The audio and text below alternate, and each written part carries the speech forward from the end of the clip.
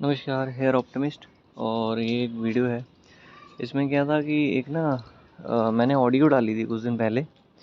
आंध्र प्रदेश के कैंडिडेट ने ना बताया था कि किसी को रिजेक्ट किया है। ठीक है, कुछ एसएससी के फॉर्म में, सीजीएल के फॉर्म में कुछ इश्यू कर दिया था उसने। क्या हुआ था, है ना। बाकी मैं ट्राई कर रहा हूँ उससे बात करने की कि एक्चुअल इशू क्या था। बट फॉर्म वाला जो इशू बताया है वो एक्चुअली है नहीं शायद, है ना। क्योंकि ये रहा फॉर्म सामने, एक भाई का एक फॉर्म है। ठीक है, मेरा वाला तो मिला नहीं, डाउनलोड नहीं किया था, नहीं तो मैं दे देता। ठीक है, तो इसमें ना देखो बहुत सारे पॉइंट्स हैं। ठीक है, स्टार्टिंग में तो आपका नेम है, एड्रेस है ना, father's name, mother's name, date of birth, यहाँ कुछ भी मेंशन नहीं है। नेशनैलिटी है ना, और आइडेंटिफिकेशन का मार्क, ये सब, मैट्रिकुलेशन आपका 12 जो भी है ना, फिर आपका प्रेफरेंस। देन इसके बाद आता है जो मेन आपके जो क्या नाम है, कुछ पॉइंट्स हैं जहाँ पे थोड़ा सा क्लियरिटी ज़रूरी है कि क्या है। क्या वो जो सबसे बड़ा डाउट है कि क्या पहले से जॉब कर रहे हैं वैसा वाला कोई ऑप्शन था क्या, कि आपने वहाँ टिक किया कि नहीं किया, ऐसा कोई ऑप्शन एसएससी के फॉर्म में आया था कि नहीं आया था। तो यहाँ पे 4-5-6 पॉइंट्स हैं नीचे जो कि 16 पॉइंट से स्टार्ट हो रहे हैं। ठीक है, इनको डिस्कस करेंगे। ठीक है, इससे ऊपर कोई भी नहीं है। इधर देखो, ये कंबाइन सीजिल 22 वाला ही है फॉर्म। ठीक है, और कोई अलग से फॉर्म नहीं, वही उठाया है। ये सबका ही सेम होगा प्रिंट, किसी का भी कुछ अलग नहीं होगा। ठीक है, तो इसमें देखो ये जो 16.1 पॉइंट इसमें लिखा है, whether you are an ex serviceman, ठीक है, ईएसएम और serving in the armed forces. ठीक है, अब जो नहीं है तो उन्होंने नो कर दिया। ठीक है, जो हैं वो यस करेंगे। ठीक है, फिर आएगा 16.2 डेट ऑफ ज्वाइनिंग। जो भी, फिर अगर आपने यस किया है तो आपको डेट ऑफ ज्वाइनिंग डालनी पड़ेगी, है ना, कब किया था। और फिर डेट ऑफ डिस्चार्ज भी डालना पड़ेगा, अगर आप डिस्चार्ज हो, क्योंकि डिस्चार्ज होंगे तभी आपको एक्स सर्विसमैन का वो मिलेगा ना, जो भी एक्स सर्विसमैन सर्विस में थे। ठीक है, 16.4 में है length of service in the arm forces. फिर पूछा कि भाई आपकी सर्विस कितनी थी, है ना, तो वो है। अब ये इधर तक तो ठीक है, अगर जो एक्स सर्विसमैन था उनके सब थी ये चक्कर। ठीक है, अब आते हैं 16.5 पे। ठीक है, जो आपको सबके लिए है जो पॉइंट, है ना, कि have you already joined a civil post by availing benefit of reservation for ex serviceman ESM. Actually ये एक मतलब इसमें एक बोला क्या गया, इसमें ये बोला गया है क्या आपने कोई सिविल पोस्ट ज्वाइन की है, और वो भी एक्स सर्विसमैन कोटे से लेकर। ठीक है, एक्चुअली देखो इशू क्या है कि जो एक्स सर्विसमैन होते हैं, एक्स सर्विसमैन जो मतलब एक्स सर्विसमैन जो उनको कोटा मिलता है, वो सिर्फ एक बार ही यूज़ कर सकते हैं। मतलब कि वो जैसे उन्होंने एक कोई एग्ज़ाम के लिए अप्लाई किया, उन्होंने अगर उसको एक्स सर्विसमैन से एक बार कोटा ले लिया, उन वो ज्वाइन हो गए, उसके बाद वो दोबारा जब कभी अप्लाई करेंगे किसी और एग्ज़ाम में तो वहाँ वो जनरल काउंट होंगे, नॉर्मल। समझ आ गया। मतलब कि एक्स सर्विसमैन के लिए सिर्फ एक ही बार होता है, ये इसलिए यस करवाते हैं। अगर आपने ऑलरेडी एक बार यूज़ कर लिया है, सिविल पोस्ट पे हो आप, एक्स सर्विसमैन ओनली, है ना, एक्स सर्विसमैन वाले, अगर आप ऑलरेडी सिविल पोस्ट पे हो, है ना, आपने यूज़ कर लिया है, वो ये पूछते हैं क्योंकि दोबारा में वो रिजर्वेशन नहीं दे सकते, ऐसा रूल है, एक बार ही मिलता है। एक्स सर्विसमैन का कोटा एक ही बार मिलता है एक्स सर्विसमैन को। एक्स सर्विसमैन कौन, जो डिफेंस में रहे हैं, एक्स सर्विसमैन कोटा उन्हीं को मिलता है ना, मोस्टली पूरा सारा।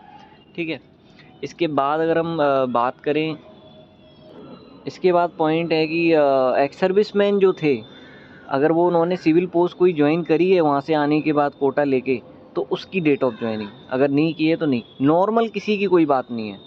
ठीक है, इसके बाद अगला फॉर्म देखोगे, इसमें अगला जो नेक्स्ट फॉर्म है, इसमें भी कोई पॉइंट ऐसा मेंशन नहीं है। आप देखोगे तो are you a person with benchmark वाला है, do have physical limitation, scribe था कि नहीं था, है ना, your own arrangement of scribe का, ये सब चीज़ें स्क्राइब से रिलेटेड है। ठीक है, बाकी मतलब एज रिलैक्सेशन का है यस या नो। अब देखो कुछ बच्चों का ना मिस्टेक हो गई है कि यस कर दिया एज रिलैक्सेशन, नो कर दिया बट हमने लिया है, तो वो एक क्लैरिकल मिस्टेक है, उससे कोई इशू नहीं होगा। ठीक है, और बाकी कुछ भी अगर थोड़ा भी फॉर्म में इश्यूज़ हैं आपके, आप फॉर्म भरते टाइम थोड़ा बहुत इशू कर दिए हैं, तो कोई इशू नहीं है उसका। किसी की रोल नंबर में मिस्टेक हो गई है, किसी की नाम में मिस्टेक हो गई है, तो चलता है इतना। ठीक है, वो फॉर्म है, क्लैरिकल मिस्टेक में काउंट होता है वो। ठीक है, आप चाहो तो एक एफिडेविट बनवा सकते हो उसके लिए। ठीक है, अगर लगता है तो किसी की मिस्टेक है। बट वो वाला पॉइंट यहाँ पे मुझे खुद नहीं मिला है, वो वाला जो पॉइंट जो रिजेक्शन का उसने बताया था ना। बाकी मैं उससे कांटेक्ट कर रहा हूँ कि वो एक्चुअल रीज़न क्या है रिजेक्शन का। ठीक है, वो असिस्टेंट लोको पायलट था कि क्या था, है ना, उसका क्या है ना। बाकी ये लास्ट पेज था डिक्लेरेशन जो सबको भरा होगा, इस डिक्लेरेशन में भी कुछ नहीं है, इसमें जस्ट एक डिक्लेरेशन है ना। फिर एक प्रीव्यू आ जाता है, फिर वो सब ना, इसमें भी मतलब कुछ 3-4 पॉइंट मतलब पूरा फॉर्म का पूरा वो दिखाया है CGL 22 के है ना स्पेशली, उसमें कहीं भी ऐसा कुछ मेंशन नहीं है कि आप ऑलरेडी सिविल पोस्ट पे कर रहे हो, वो सिर्फ एक्स सर्विसमैन वालों के लिए।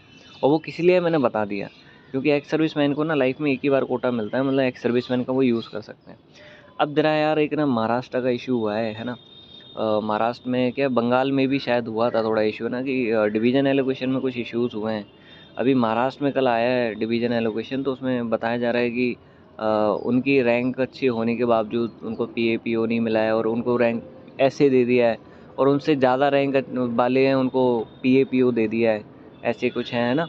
तो आप प्लीज़ जितने भी ऐसे जिनके साथ हुआ है ना, जो भी गर्ल्स या जो भी बॉयज़ है ना आपके साथ, जिसके साथ भी ये सब हुआ है, आपको लगता है कि आपके साथ गलत हुआ है, आपके साथ डिवीज़न सही नहीं दिया आपको ना आपकी रैंक के अकॉर्डिंग, तो ये डिटेल्स हमारे शफीक भाई ने बोला है देने के लिए। तो ये डिटेल में name, roll number, CGL rank, category, Maharashtra category rank, your preferred cadre, total cadre vacancy in your category, ठीक है, योर रिलेटेड कैडर, ठीक है। ये सारी डिटेल्स आप किसको मैसेज करेंगे मैं बता रहा हूँ, शफीक रहमान भाई को करो, और एक सिद्धार्थ करके उनको कर दो, और एक विक्रम करके उनको कर दो, ठीक है। उन 3 लोगों को सब लोग मैसेज करो, ठीक है। मुझे करोगे मुझे मिलेगा ही नहीं मैसेज, क्योंकि थोड़ा मैं पता है मेरे को काफ़ी ज़्यादा और भी डाउट्स रहते हैं सबके ना, तो उनमें बिजी रहता हूँ, तो हो सकता है कि आप मुझे मैसेज करो और मैं आपके सेंड ना कर पाऊँ। मैं 1000 ग्रुप में जुड़ा हुआ हूँ, CHSL 21 के मेन ग्रुप से लेके उनके अंदर जो ग्रुप्स होते हैं ना आपके डिवीज़न वाइज, उनमें भी हूँ। 23 सर्कल के वो ग्रुप है, यहाँ पे भी 50 ग्रुप है, तो मेरा मतलब कि मुझे मैसेजेस का पता नहीं चलता कहाँ जाएंगी। तो आप मतलब आप किसको करेंगे मैसेज, शफीक भाई को, शफीक रहमान है ना, सिद्धार्थ और विक्रम को अपनी ये सारी डिटेल्स लिख के और उनको भेज देना, ठीक है। टेलीग्राम पे भेज दो या हो सके तो व्हाट्सएप पे भेज दो, है ना। ये सारी डिटेल्स लिख के भेज देना उनको, ठीक है। फिर उसके बाद कुछ एक्शन देखो हम लोग बात करते हैं सब लोग ना, कि अगर रियल में कुछ इशू हुआ है, मुझे लगा इशू हुआ है, ठीक है, तो देखते हैं, बात कर रहे हैं, रिवाइज्ड भी आ सकता है, ऐसा कोई इशू नहीं है ना। और इशू है तो फिर वो इशू तो गलत है ना, मतलब जैसे एक ही तरीके से होना चाहिए सब कुछ ना, डिवीज़न एलोकेशन एक ही कोई रूल फॉलो होना चाहिए। या तो आप AIR बेसिस या कैटेगरी बेसिस जो भी किया हो सबके लिए सेम होना चाहिए, 3600 के लिए सेम होना चाहिए। ऐसा नहीं, मेरे को जहाँ तक देखो क्या है कि स्टार्टिंग के 1500 रैंक तक तो सही हुआ है एलोकेशन, ठीक है, जिस हिसाब से मैंने देखा है। बट उसके बाद पूरा एलोकेशन का गड़बड़ हुआ है, रैंडम हुआ है कि कैसा हुआ है। तो जस्ट आप ये सारी डिटेल्स आप भेज देना, ठीक है। आपके लिए ये सब कर रहे हैं हम लोग, है ना, कोई इशू नहीं है। आप ये सारी डिटेल्स शफीक रहमान भाई को या आप सिद्धार्थ भाई को या फिर आप विक्रम 007 करके हैं उनको भेज देना व्हाट्सएप पे, या फिर क्या नाम है टेलीग्राम पे। अभी जितने भी है सारी वीडियोस देखने के बाद जस्ट जिन जिन का इश्यूज़ है ना, आप प्लीज़ सब भेजते जाओ उनको, ठीक है। डिले मत करो, अभी अगर भेज दोगे तो थोड़ा कुछ एक्शन ले लिया जाएगा, क्योंकि अगर DV लेटर आ गया तो शायद मुश्किल है कि दोबारा से फिर को रिवाइज होगा, और DV लेटर शायद 2-4 दिन में इशू भी हो जाए। तो आज फ्राइडे है, और अगर ये इशू काफ़ी ज़्यादा आप लोगों के वो आएंगे ना, क्वेरीज आएंगी, आप लोग सब भेज दोगे तो आज ही के आज भेज दिया जाएगा वहाँ पे ना यूनियन की तरफ से। तो वहाँ पे कुछ ना कुछ फिर वो एक्शन ले सकते हैं, 2-4 दिन में शायद हो सकता है, मंडे बाई ट्यूसडे में रिवाइज्ड भी आ सकता है, ठीक है।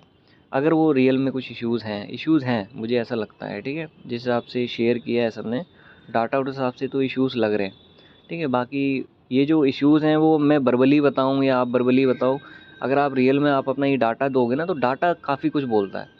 जब वो डाटा जो सीनियर हैं ऊपर जिन्होंने वहाँ वो हुआ है ना, जब वो खुद देखेंगे देन वो खुद रियलाइज़ करेंगे कि ये गलत हुआ है, ठीक है। वो खुद अपनी लेवल पे फिर वो रिवाइज भी कर सकते हैं ना। ऐसा मत सोचो कि रिवाइज नहीं होगा, रिवाइज भी हो सकता है, ठीक है। अगर गलत हुआ है तो अगर गलत हुआ है, कोई वो सबके साथ ही सेम होना चाहिए ना डिवीज़न एलोकेशन, ठीक है। मैं सपोर्ट कर रहा हूँ, सब सपोर्ट कर रहे हैं, कोई दिक्कत नहीं है, सब सपोर्ट करेंगे। और अगर रिवाइज होना चाहिए तो होना चाहिए, ठीक है। और बाकी आप लोग ना ये डिटेल्स प्रोवाइड कर देना वहाँ पे, है ना, सारी जैसी भी वीडियोस ख़त्म होती है आप ये सारी डिटेल्स शफीक रहमान भाई, सिद्धार्थ या फिर विक्रम, मेन ग्रुप में हैं ये सारे लोग, है ना मोस्टली, तो आप ले लेना और उनको मैसेज कर देना, ठीक है। बाकी जिसने सब्सक्राइब नहीं किया है भाई कर देना सब्सक्राइब, है ना। हाँ, देखते बहुत सारे हैं लेकिन सब्सक्राइब कोई नहीं करता है, ठीक है। ओवरऑल आपके लिए लगे हुए हैं यार, मेहनत कर रहे हैं, ठीक है। तो सब्सक्राइब कर दोगे तो थोड़ा अच्छा लगेगा, है ना। तो बाकी देख लेना, है ना। और भी मैं बाकी जितने भी डाउट्स होंगे उनके लिए वीडियोस लाऊंगा अभी, है ना। बाकी ओवरऑल किसी को भी कोई ज्वाइनिंग तक कोई इशू नहीं होने देंगे, है ना। पर्सनली मेरा मैं वो है मेरा, है ना, मेरा कमिटमेंट है कि मैं नहीं होने दूंगा। CHSL 21 में आप पूछ सकते हैं 3-3.5 जो भी बच्चे थे ना, सिंगल पर्सन को कोई इशू नहीं होने दिया है मैंने अपनी पर्सनल लेवल पे, ठीक है। तो आपको भी नहीं होने देंगे, है ना। ठीक है, ऐसा ह्यूमैनिटी ये सब कर रहा हूँ मैं, ठीक है। हर चीज़ का कोई फ़ायदा नहीं होता, ये मत सोचना, ठीक है। ह्यूमैनिटी भी होती है कुछ, है ना, एग्जिस्ट करती है, ठीक है। ओके, और बाकी ठीक है, अच्छा लग रहा है कंटेंट तो ठीक है, सब्सक्राइब कर देना, कोई ज़बरदस्ती नहीं है।